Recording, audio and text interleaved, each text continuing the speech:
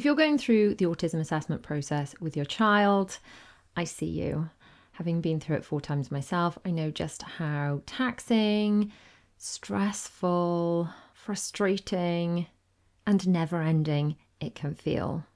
I know you probably feel dismissed, judged, and maybe like you're going slightly crazy sometimes. I know more than one parent, in fact lots of them, who have felt positively gaslit at some point during the process. So in this episode of the Real Talk with Rhi podcast, I want to talk about not just what you need to know about the actual process, but more about what we as parents need to do in order to stay strong for our children, to get them the answers that they need, and then unpack a little bit about how you might be feeling, why you might be feeling this, and how you can support yourself and put things in place in order to get through it with your sanity as much as possible and be as strong as you can for your children. So if you're new around here, hello, my name is Rhiannon Morgan. Welcome to the podcast. If you're watching on the YouTube version as opposed to listening, we've done a slight switch around the filming setup. Let me know what you think of this compared to how we normally show it. Some of the common challenges that parents are going to face during this whole autism assessment process that your child is going through. And one of the big ones is judgment. And judgment from so many different people that you wouldn't necessarily expect. There's often judgment from family members, and I know I've talked about this at length in some other podcast episodes, so you can go and check those out after you've listened to this one. But often family members, especially older family members, who just haven't got the understanding of what autism even is, and this isn't necessarily their fault. This is just something that I think we have to accept, that the education around autism and the level of education that you probably have if you're going through this process is not necessarily the level of education that other people are going to have. I know before our first child was assessed, I knew such a tiny amount about autism. I'm talking just almost nothing. I barely understood what it was. My understanding of it was not at all what it is now. And the way that autism is in the media and presented is not necessarily the experience that you and your family are going to have. And remember, it is a spectrum, and everyone on the spectrum is different. And although autism is this umbrella term, just because you've met one person with autism, it doesn't mean you understand what autism is. And I think that certain family members, especially perhaps older people, might have seen autism portrayed in a certain way in some sort of TV show and think that if your child isn't behaving exactly like that, then they can't possibly have autism, and you get really judged. A lot of blame can be thrown around. It can be really unpleasant about perhaps the way that your child is reacting to things or behaving. It's your fault, the way you parented them, just because they don't understand what autism is. They don't understand the condition, and quite frankly, they don't care to. This can feel really hurtful. It can feel really isolating, but it's not nice to know that lots of people go through this, but in a bizarre way, it can feel comforting that perhaps we're not the only ones going through this, because at the time it can feel like, wow, why doesn't my family understand? And that can be really, really tough. The classic one is the feeling of judgment and being misunderstood by the school. And I think a lot of this can be especially more challenging when your child masks a lot. I guess this can be true for when you're dealing with family as well. If your child masks a lot in school or in public, and ultimately these judgy relatives or your child's school are not seeing what you're at home, then you can feel really gaslit. We don't see any of that in school. Absolutely fine. Perfectly behaved here. Always copes, always is quiet, but is very well behaved, wants to conform, a typical good girl, good boy. And this can feel so challenging, because when you go to parents' evening and they're like, wow, if I had 30 children in the class like your child, my job would be easy. And you want to say that's because they're stuffing it in all day, and then as soon as they get home, it all comes out everywhere in the form of a massive meltdown. And you want to say, quite frankly, that's perhaps because you're not seeing the things I'm seeing, you're not noticing the signs, and they're not feeling comfortable enough to unmask in school. So it can just be so challenging. And we've had various situations and various experiences with teachers in school, and they've all been amazing, don't get me wrong, all the children and teachers have been amazing, but there have been massive variations in the degree of understanding of autism. And some teachers have been like, we don't see anything wrong, and oh no, I don't notice anything at all. I'm very dismissive even after the children have been diagnosed. And then other teachers have been willing to really listen to what I've had to say and telling the teachers about the very small things to look out for, that the child might be getting anxious and perhaps a meltdown's coming, or a meltdown is being suppressed and will come out as soon as it gets home. Some of these teachers have been so good at picking up these little like micro signals and really tuning in. But then largely that's going to be to do with experience that the teachers have had, who they've had in their class before, how long they've been teaching. But ultimately, even from reasonably experienced teachers, I know that I personally have felt quite judged. I know, especially when my daughters were going through the assessment process and compared to our son. So it was our baby number 2, second son, that was diagnosed first, and then baby number 3, number 4, and then back to number 1 again. But compared to Will, who's the first one to be diagnosed, Bella, our eldest daughter, our third child, just was not obvious at all. And I was seeing signs at home and they weren't seeing anything in school. They're like, honestly, it's possible you're just seeing autism everywhere because you're surrounded by it. And honestly, this is something I worried about too. I think it's so hard when you're getting conflicting messaging from the school and conflicting messaging from other people, and you're just thinking, wow, is this all in my head? And that can make you feel like you're going totally mad, and it makes you go back and forth and back and forth. If you've seen my vlogs and things on my main channel and just know me a bit better, you'll know that I'm reasonably indecisive anyway. I weigh everything up, like it could be this, could be that. I weigh everything up. I guess it's because I'm a Libra. I am the weighing scales of the horoscopes, but I'm always like back and forth. Oh, it could be this, could be that. To look at all sides of this. And ultimately, if I had been perhaps a bit less confident, I would have been led by the school, and it would have been a case of, look, we're not seeing the signs in school. You don't need to get this child assessed. You're making a fuss. You're seeing autism everywhere because you're surrounded with it from your son. Effectively, I was being paranoid. And then I realised I just had to follow my gut. I realised that you tend not to regret the things you do. You tend to regret the things you don't do. And I didn't want to be further down the line going, I wish I'd taken her for assessment, because now with this much further down the line, she's not been assessed, she's not able to access the help she needs.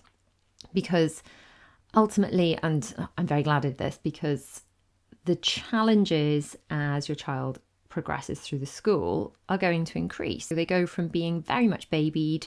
Our children start school in Wales in nursery class. They start the day after their 3rd birthday in what they call rising threes, and they do like an afternoon session for the school year in which they turn 4, and then they do full-time school from age 4 is the school year in which they turn 5. And they get that initial schooling.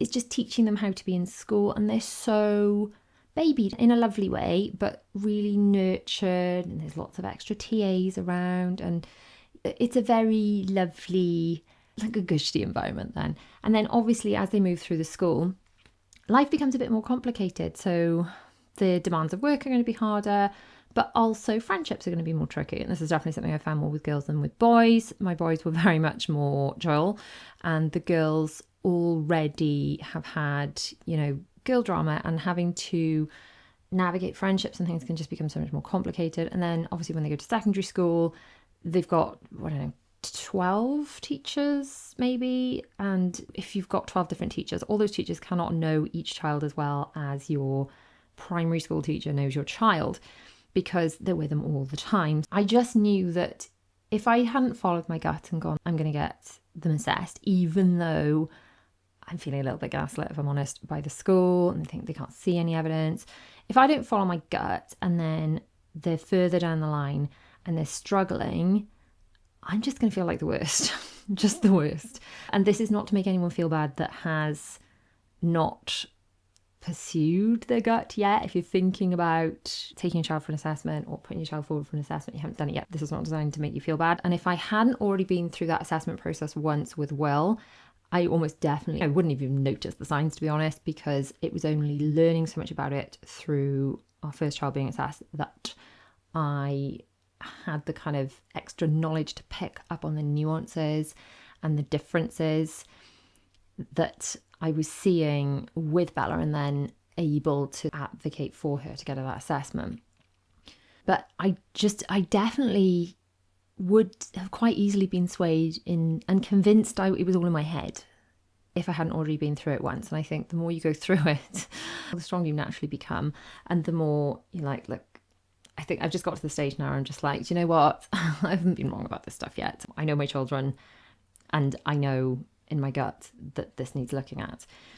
And I think what you have to realise is if you're putting your child forward for an assessment, it's going to be such a long drawn out process, which is one of the challenges. It just feels never ending. You put your child's name on a waiting list and you don't hear anything for ages and ages. It's so drawn out. Potentially you're watching them struggle. You're seeing them pass from teacher to teacher, and maybe a teacher that was very supportive with advocating for an assessment, they're no longer with because they've moved up in years and things.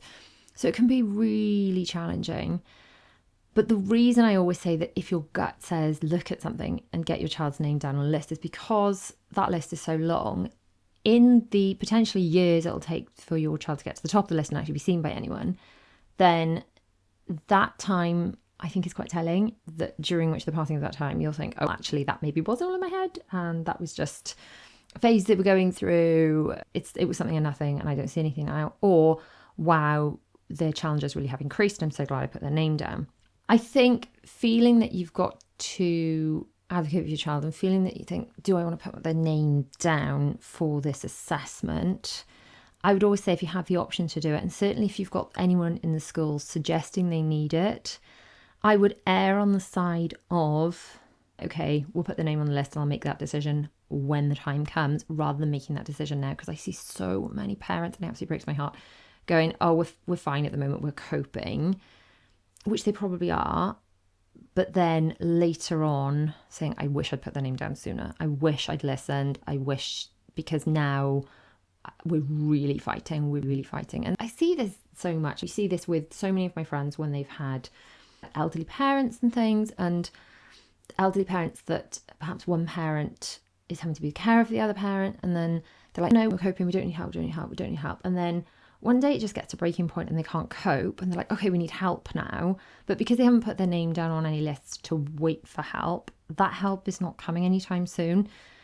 And it feels like if you've got at least started the ball rolling, then you've got that option of help coming, of the assessment being that little bit closer, rather than waiting until you feel like you're at breaking point before you put their child's name down, and then it's miles off. So it can feel very conflicting. Am I doing the right thing? I know people are really worried about labeling their children, and a lot of other people will give them judgment about, why do you want to label them? They're likely to be labelled some way anyway. It's unfortunate, but it's true. And I know that especially Will, who is like a different child now, to be honest, poster child for early intervention, but when he was first assessed, I know if he hadn't been labelled as having autism, he would have been labelled as difficult, as not wanting to join in. He was still is incredibly bright. Like, the brain on that child is just next level. His IQ is, I'm not sure what his IQ is, but it's incredibly high, and he's very, very academically bright. But he didn't want to conform, and he was challenging. In a very nice way, he was challenging. And I'm sure as a member of the class, he was challenging. If he hadn't been labelled as having autism and then being able to access help for that, he just would have been labelled as, unfortunately, naughty or difficult. And that's not a label I wanted for him. And then, of course, we've got the labels we give ourselves. I was diagnosed with ADHD last year. The difference it's made for me to be able to say to myself, I have ADHD, rather than, I'm just scatty, I'm just stupid, I'm just forgetful. And these are the labels we put on ourselves if we can't correctly identify something that is there that we're struggling with. I think another thing that is really important to remember as parents is that they're not going to diagnose a child that doesn't have autism with autism. I think some people are like, why put them forward? Why shouldn't put a label on them? The only reason there'll be a label on them is if they have it in the first place. And putting that label there won't change anything. It won't make them suddenly get it because they've got a label. They either have autism. It's either the way their brain is wired or it isn't. And this is just finding out how that brain is wired. It's not having a blood test to discover your blood type won't change your blood type. Whereas if you have a blood test and then you find out what your blood type is, then you know and you're aware. And then maybe you can donate blood or receive a transfusion or whatever. But I think autism's just like that. It's either there or it isn't. And the assessment will either tell you it's there or tell you that it isn't. It's not something you're putting there that isn't there already. Let's focus in a little more now on us as parents and the mental load of this whole thing. By the way, if you are going through the autism assessment with your children, I have got a resource for you. It's totally free to download. It's 100 different signs of autism. Just to clarify, I'm not a doctor. I'm just a mum that's been through this a lot. But this is a resource that really would have helped me, because a lot of the times I'd go into meetings, assessments and things, they'd be like, do they do this? And one of them was like, does he bring you things? And I was like, I don't know if he brings me things. I feel really put on the spot. I can't think of a time he's brought me something. I felt like a terrible mother because I didn't know if my child brought me things. But if I'd been thinking about it in advance, if I had a list to look through, I could be like, okay, oh, actually he doesn't. No, he doesn't do that. And just keep it fresh in my mind and feel mentally prepared for these things. That resource, totally free to download. That will be in the show notes if you're listening, or the description of the video, or you could just go to mummyof4.com. That's mummyof4.com/100. That's 100 ASD. And I will send it to your email. Yes. Parents, how do we feel? Overwhelmed. Parenting these days is a lot anyway, isn't it? We're expected to be both a full-time mum and work full-time. We were told as a generation we can do anything, which also means that we can parent our children like we don't work, and work like we don't have children, and just do all the things and just give up sleeping. So on top of that, throw in having to navigate an autism assessment. It can be a lot. There is just the mental load, it's the chasing, it's the paperwork, it's the guilt, it is relentless and it's constant. I just want to acknowledge that. I would like to say at this stage, by the way, that none of this is designed to moan about my children in any way. I'm fully aware that at any point in the future, my children could watch or listen to anything I'm saying. I'm aware of that. And kids, hi, if you're listening, hello, maybe future you. I'm not moaning about the children. I adore my children. What I am acknowledging is the challenges that are put on parents during this system.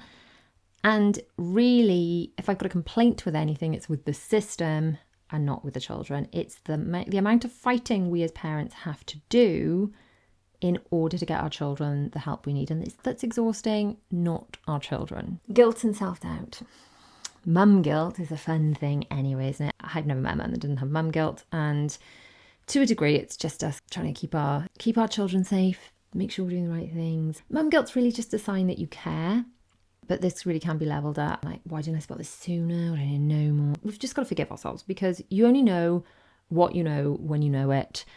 This is our first time parenting, or it's definitely our first time parenting that child, or it's first time parenting with the information that we have now. And we've got to remember that. I do feel guilty, especially with our eldest, who wasn't diagnosed he was much older. He was a teenager, and all of the others were diagnosed when they were really small. And I do beat myself up, and I have apologised to him for not getting that diagnosis and that understanding sooner. And his very wise words were, Mum, it's okay, you didn't know. You didn't know. How could you have known? And if it hadn't been for Will, who'd been a little more obvious back then, not necessarily now, then I never would have known, and maybe none of them ever would have been assessed. So we all feel this guilt, me included, but it's not helping anyone. I'm talking to myself as much as I'm talking to you now. If your child had been seen sooner, or you had better understanding, and we could go over and over that. Is that going to help us parent our children now? Is that going to drain us, or is that going to build us up and help us be the best mothers we can be now? So if we can let go of that guilt and just be like, okay, I did my best then, and that was with the information I had then, and now I'm going to do my best now with the information I have now. I'm going to let go of that guilt and just focus on the now and the future. That's a lot more productive as well as healthy for our own brains. And then, of course, there's the grief and the coming to terms with and the acceptance. And this is going to sound really awful. Like, I thought autism was a bad thing, and that's not what I'm saying. And again, I'm not moaning about my children. Just hear me out. I'm going to do my best to explain what I mean in the best possible way. But I think ultimately, when each of them were given the diagnosis, I did have probably a 24-hour period where I felt incredibly zoned out, is probably the best way to describe it. Like, I couldn't deal with anything or anyone. I definitely couldn't deal with responding to messages. I felt very zoned out. And I think this was for a number of reasons. Number one, I think this was just because it had been like fight for such a long time. And then when you get that result, I can remember crying when Will had his results. And my husband looked at me, my husband who is undiagnosed, but it's pretty universally agreed that he has autism, and says to me, I don't understand why you're crying. I thought this is what you wanted. Well, first of all, it's not what I wanted. I did want him to be assessed fairly, and I didn't want him to mask, which he wasn't masking, but I didn't want him to not show his true self in the assessment for me to walk away going, oh, perhaps they didn't see what's really there. That didn't happen. Anyway, but I didn't want something that was actually there to be missed. I didn't want him to not have the opportunity to be assessed, because ultimately, and I think this is where the grief comes from, when we have our newborn babies, we want to wrap them up in bubble wrap and we want their lives to be perfect. We don't want anyone to be mean to them. We don't want them to be too hot, too cold. We want them to just live in an absolute perfect world where everything is perfect in their lives and they never have one single struggle. This is totally impractical, but is what we want as parents for our children. And when our children are diagnosed with autism or anything else, we're given a list of struggles they're going to face. Now, most parents do not get this list, and they do not stress about struggles that their children are facing until they are physically facing them. Whereas when you're given a diagnosis like autism, then you're literally given a report. They literally just said, yes, you have ADHD, and that was it. They did write me like a 2-line letter to confirm it, but that was it. Whereas with autism, we had a really in-depth report going into specifics of, and it was helpful because it was really showing which specific struggles and challenges and strengths, for that matter, each child had. But ultimately, it's highlighting things that they're now going to struggle with, and no parent ever wants any child to struggle with anything. And I think that's the grief. It's just knowing that they're going to struggle with certain things, which when we think about it is silly because all children are going to struggle with something. And this is how I explain autism to my children. Everyone struggles with something. Some people struggle with maths. They're just not very good at it. You find maths easy. You can't understand why other people don't find it easy because it seems so straightforward to you. Maybe other people are unbothered by their routine being changed or standing in a queue, and yet that totally spins you out. And just everyone struggles with something different. And just being given this list of struggles that your child has or is going to face, that can just cause that. It's like all those times that they're going to face struggles all sort of come at once. And that can feel very overwhelming. And that's the grief. It's just knowing that they're going to struggle with something. So how can we take care of ourselves during this process? We can try and stop beating ourselves up because the guilt isn't helping anybody. And if you can't stop beating yourself up for you, try doing it for your child, because if you stop beating yourself up, you'll be a better parent. And sometimes I find it easier to stop beating myself up for those reasons than I do for myself. It's good to have a support system, and this can be people in your real life. It can be people online. It can just be watching videos and listening to podcasts like this, and just knowing you're not the only one. And I've got a really lovely community of people inside of my Patreon. If you want to hang out with me there a little bit more, to go to mummyof4.com/Patreon. All the details are below. And there is a forever free version to get you started, as long as there's extra resources and stuff in there if you want to join one of the paid tiers. But there's lovely people in there that all support each other. It's just such a lovely community. So please do come hang out with us in there, some fellow neurospicy families.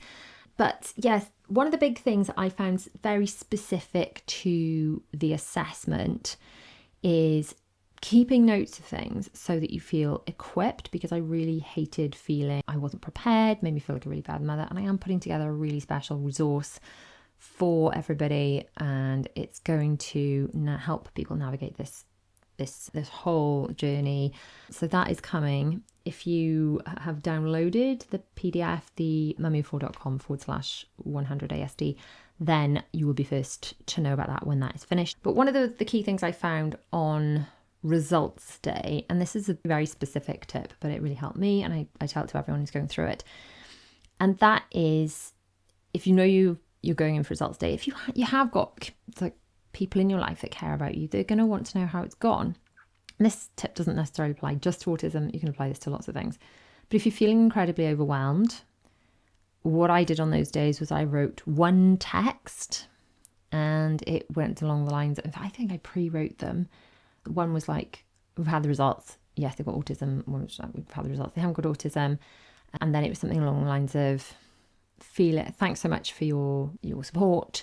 Feeling super overwhelmed and exhausted right now, so I'm going to turn my phone off and spend some time with my babies for the rest of the day. And I literally just copied that and pasted it to everyone that was concerned, and that message. And it's lovely because that concern's coming from a place of caring and checking in, seeing how things are going.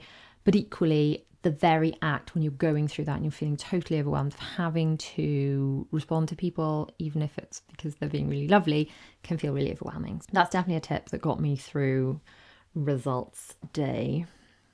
So if you are on this journey, don't feel disheartened.